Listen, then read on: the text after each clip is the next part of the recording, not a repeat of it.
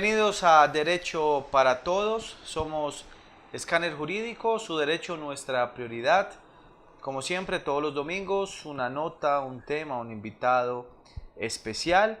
Los invitamos para que nos sigan a través de todas nuestras plataformas digitales. Estamos en Instagram como Escáner Jurídico, en Facebook como Escáner Jurídico, en nuestro canal de YouTube Escáner Jurídico y también en nuestra sede, edificio Diario de Lotún, piso 9, oficina 902, en todo el centro de la ciudad de Pereira.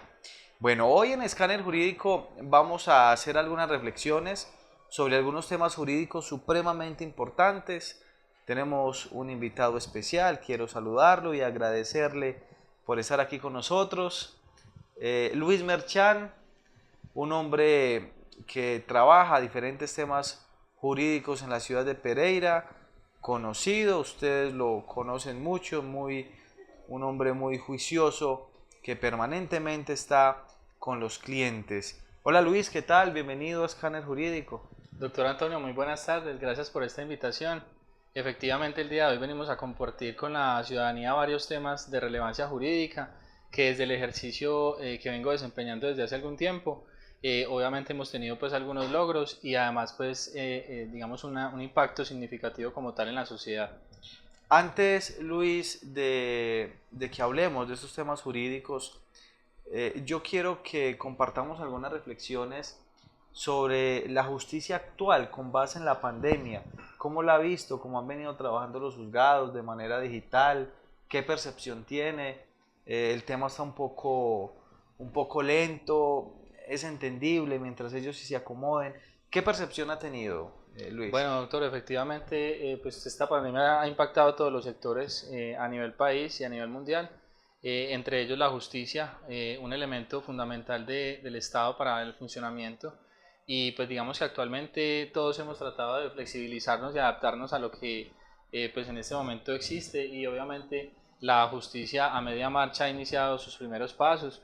Creo que es muy importante este tema porque ha permitido obviamente dar unos pines importantes en la digitalización de la justicia, importante para avanzar como tal en la descongestión judicial que padece en este momento pues el país.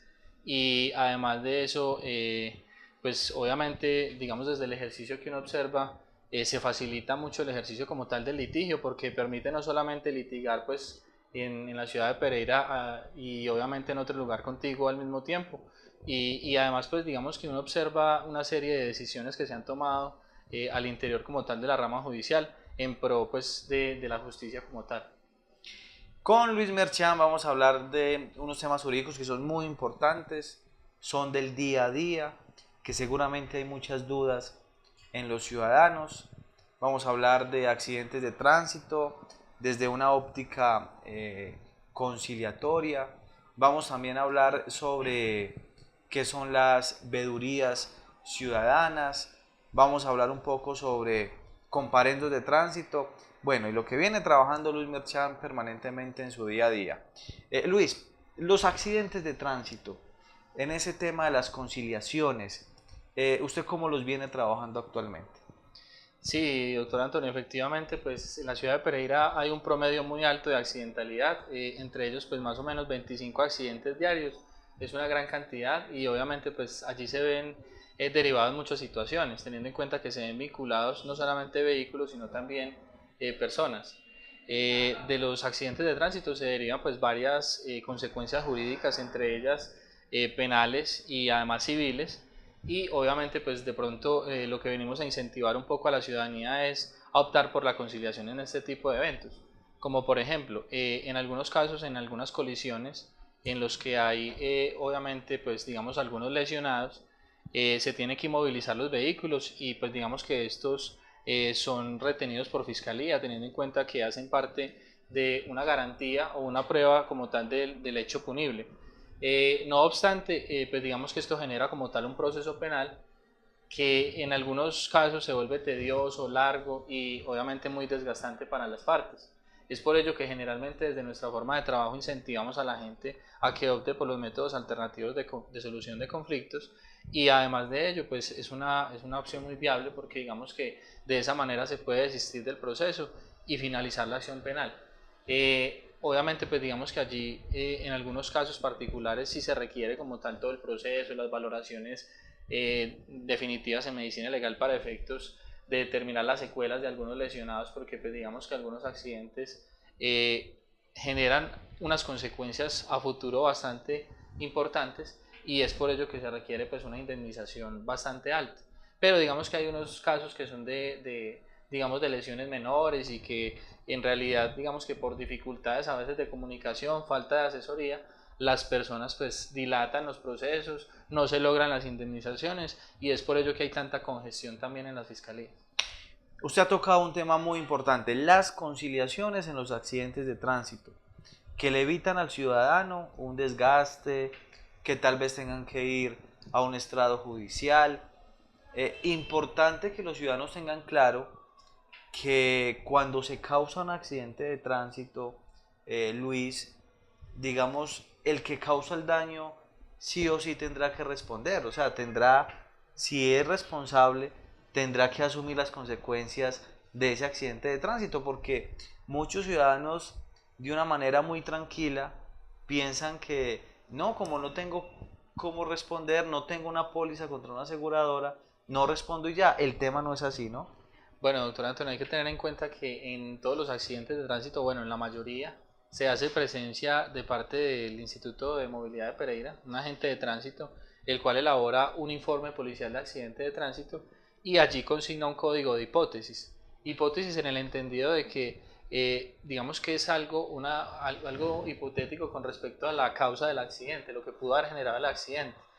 Desde la experiencia que manejo con respecto a los accidentes de tránsito, he podido evidenciar que generalmente es muy complejo modificar este tipo de informes y adicional a ello, pues allí como tal queda plasmado pues una posible culpabilidad del accidente y ello como tal marca la pauta como tal frente a la reclamación de la parte como tal afectada, ¿sí me hago entender? Es decir que obviamente el informe de tránsito condiciona en la mayoría de las ocasiones la reclamación pues como tal de los daños o lesiones pues que haya sufrido cualquier persona. Y frente, Luis, al tema de que le recalquemos a los ciudadanos la importancia de conciliar, es decir, de que no deje que el pleito se vaya más allá, sino que pueda solucionar los conflictos inmediatamente. Por ejemplo, si una persona se accidenta, un vehículo se accidenta con otro vehículo, ¿tienen que ir a otra instancia para conciliar o lo pueden hacer ahí inmediatamente? Doctor, es que pasa algo muy chistoso porque en Colombia pues digamos que somos muy eh, olímpicos.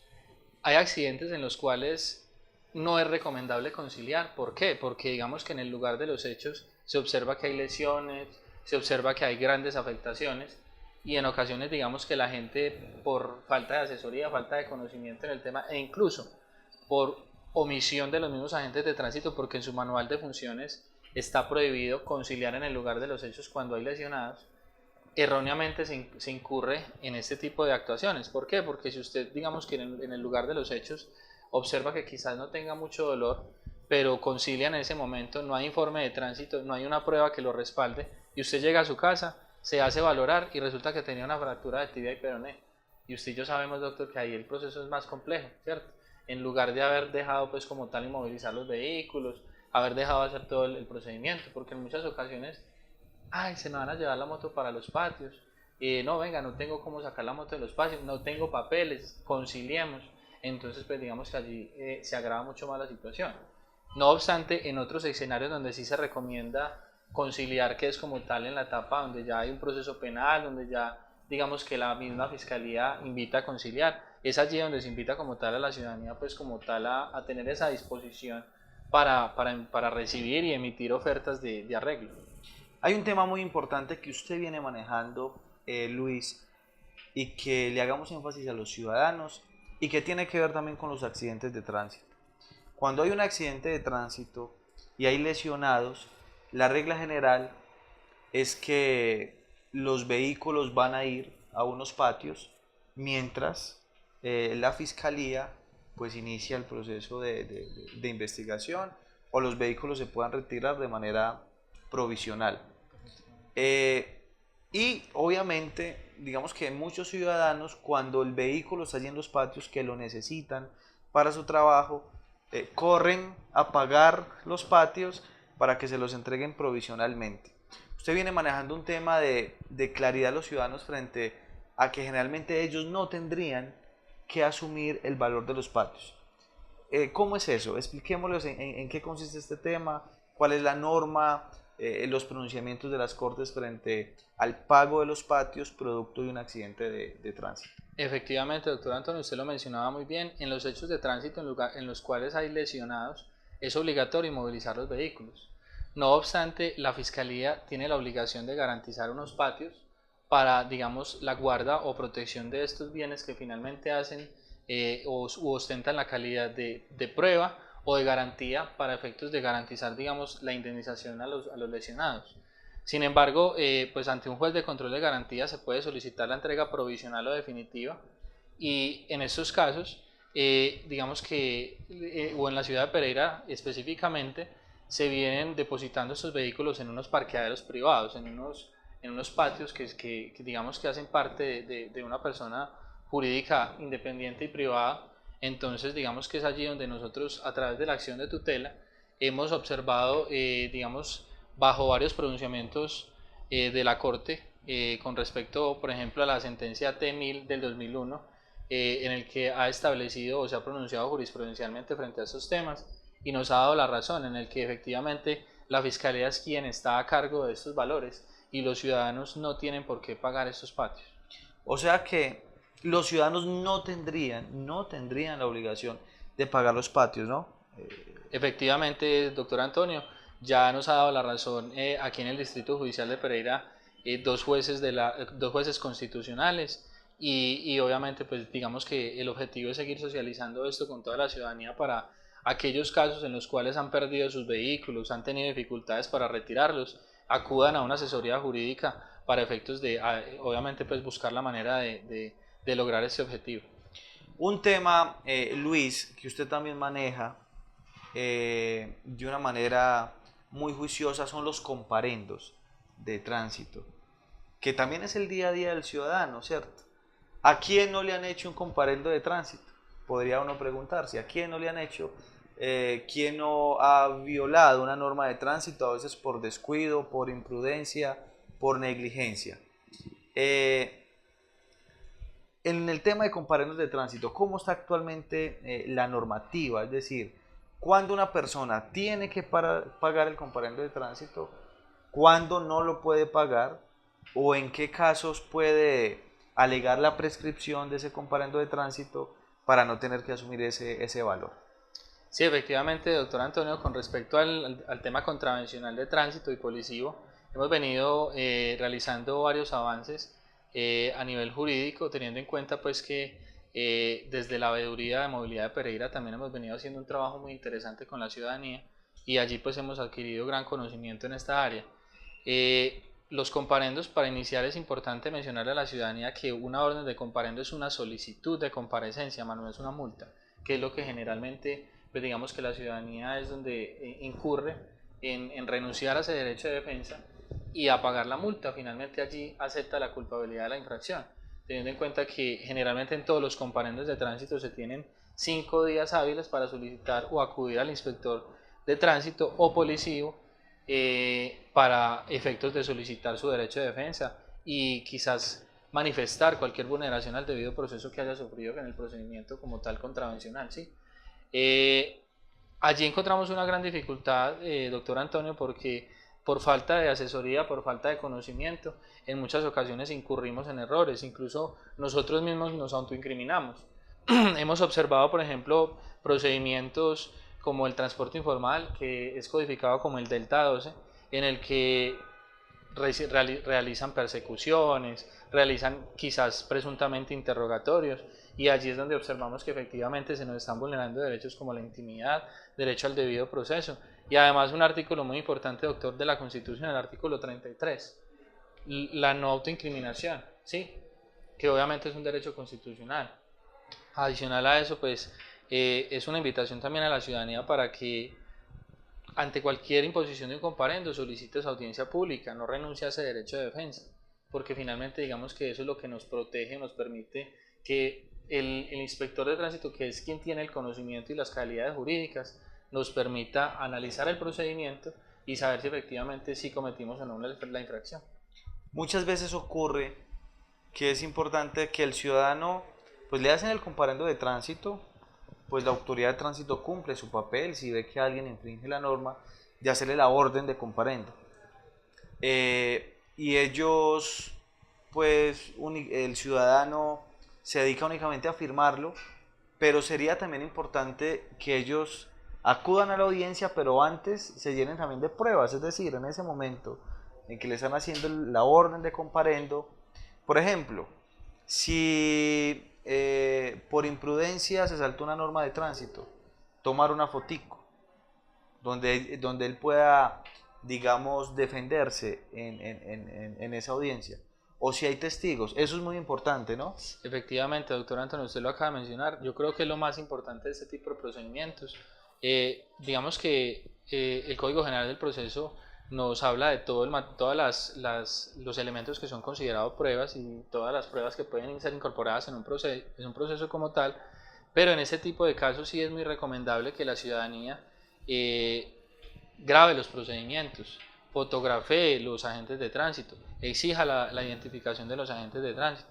Es muy importante, ¿por qué, doctor Antonio? Porque es allí donde, pues digamos, tenemos la posibilidad de hacerle ver al inspector cómo es el procedimiento, cuáles fueron quizás las fallas que pudieron haberse ocasionado y de esa manera pues tener un fundamento probatorio que es lo que fundamenta todos los fallos, sea que declaren contravencionalmente culpable o que lo declaren inocente frente al proceso como tal que se surte.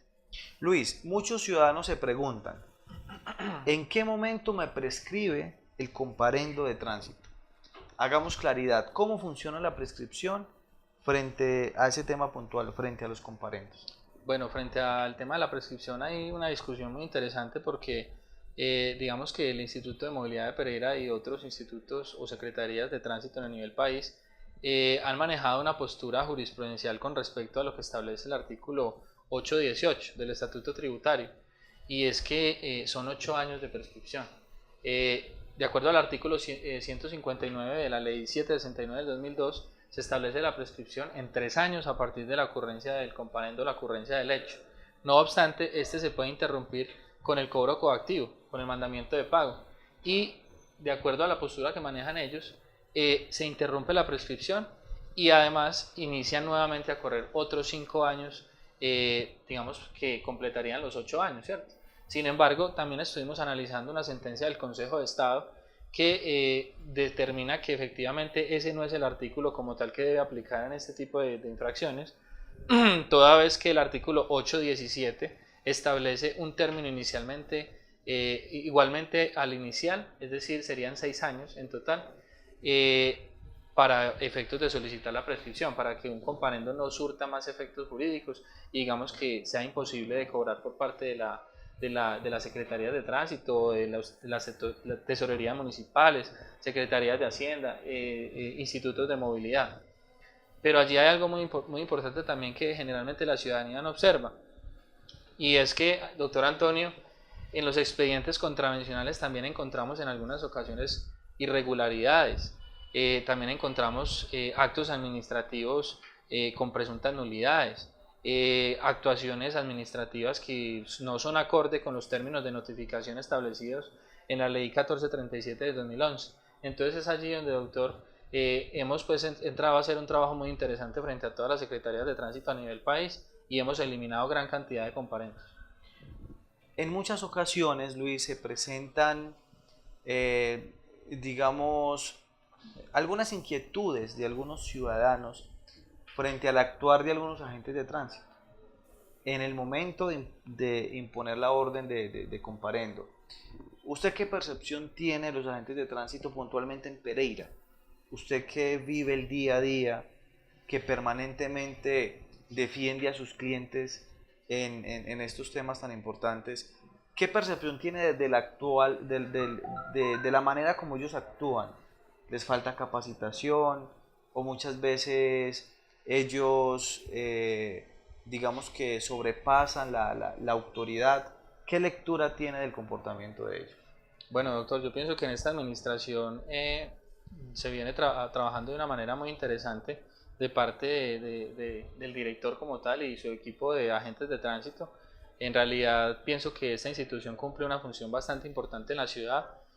No obstante, como usted manifiesta, hay algunos agentes de tránsito que, pues digamos que realizan su trabajo de manera excelente, pero también hay algunos agentes que quizás incurren constantemente en violaciones al manual de funciones, en fallas en el procedimiento, quizás por falta de capacitación o quizás de pronto también por quizás en algún momento no acatar pues como tal las directrices del Instituto de Movilidad. No obstante, pues digamos que se ha venido haciendo un trabajo de veeduría muy importante y es allí donde hemos venido también corrigiendo algunas de estas conductas y buscando la manera de que cada día sigamos avanzando como tal en el servicio público, en la vigilancia de la actuación pública y obviamente pues doctor Antonio, se trata de mejorar. Luis, finalmente, contémosle a los ciudadanos, usted viene haciendo también un trabajo importante de asesor de algunas vedurías en Pereira. ¿Por qué es tan importante las vedurías? ¿Por qué es tan importante que el ciudadano también haga un control frente a las actuaciones de algunos funcionarios públicos en cualquier rama, en cualquier especialidad? ¿Qué tal su experiencia y qué contarle a los ciudadanos de las vedurías? Bueno, para hablar de veedurías me parece muy importante citar la Constitución, que es nuestra Carta Magna y es de donde surge como tal el artículo 270 de la Constitución, que establece obviamente que todos los ciudadanos somos veedores. Cualquier persona en este momento está facultada para grabar un procedimiento público, para vigilar una actuación pública. Y obviamente pues digamos que esto es muy importante porque precisamente es con el objetivo de evitar la corrupción, es luchar contra la corrupción y los malos procedimientos públicos. No obstante, también surgió en el 2003 la ley 850 que reglamentó las veedurías para efectos de hacer controles específicos en determinados aspectos públicos. Y es, digamos, esta norma la que reglamenta la constitución ante cámaras de comercio o personerías con el objetivo de obtener una resolución y tener un ámbito de funcionamiento y aplicación territorial. No obstante, pues para finalizar, doctor, esta charla, las veedurías es algo que deberíamos crear constantemente, deberíamos todos los ciudadanos hacer labor de veeduría constantemente. Si bien es cierto, hemos tenido grandes logros con esta veeduría de movilidad en la ciudad de Pereira y aspiramos pues seguir haciendo un trabajo en pro de la ciudadanía. Muy bien, las conciliaciones en los accidentes de tránsito, los comparendos, las vedurías ciudadanas, el retiro de los vehículos de los patios cuando sucede un accidente de tránsito, los temas hoy con Luis Merchan, aquí en Derecho para Todos, de Escáner Jurídico. Luis, qué gusto tenerlo aquí, nos alegra mucho que haya aceptado la invitación y poder reflexionar sobre estos temas tan importantes. Muy amable. Doctor Antonio, muchas gracias a usted por la invitación, un saludo a toda la audiencia. Muy bien, la producción es de Foco Contenido Digital, su director Juan Sinisterra. Nosotros somos Escáner Jurídico, su derecho, nuestra prioridad.